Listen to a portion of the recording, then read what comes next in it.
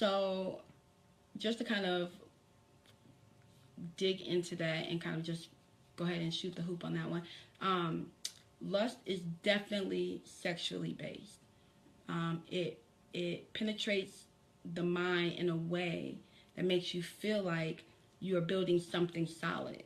However, it is extremely sexually driven. So, some signs that I kind of like when I thought about lust or situations that I misunderstood for love that were actually lust. Um, what I came to realize is that sex is the driving force in a lustful relationship, meaning everything is backed by sex. You're happy, you have sex. You're angry and fighting, you have sex. The sex is good, you have more sex. Everything in a lustful relationship is driven by the physical. And so what happens is when you take away the sex or the activities that drive the sex, the Netflix and the chilling, the flirtatious conversation, the sexting, when you take away the action, the activities before that, or conversations about the sex, that relationship is sure to crumble, sure to fall. Because what you realize, what you come to find out, is that you have no idea how to exist with one another without sex. You don't know how to communicate. You don't understand, how to support each other's dreams and visions. You really don't truly know who this person is, underneath all those layers. You found a very strong sexual attraction to this person, and that is what drove your relationship. And that can be very powerful and often mistaken for love. And so what happens is you can have sex and, you're building these feelings, you're building the feelings, and then the first time you encounter a roadblock, everything goes to hell. And so lust is so easily confused. The difference is it has no stability. It's like building a house on a crumbling foundation. It won't ever stand. Um, Anyone else have any comments about lust? Let's see.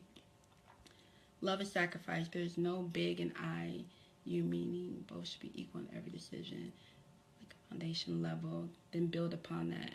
Absolutely. So the definition of sacrifice is to let go of something with the hopes of gaining something greater.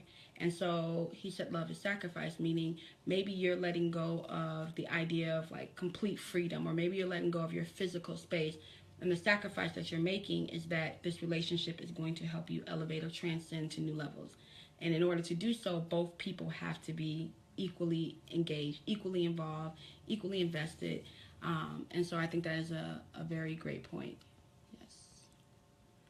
Can lust turn to love? I think that is a very powerful question. And I'll let other people respond too. Again, this is an open dialogue, but I'll just tell you my immediate thought.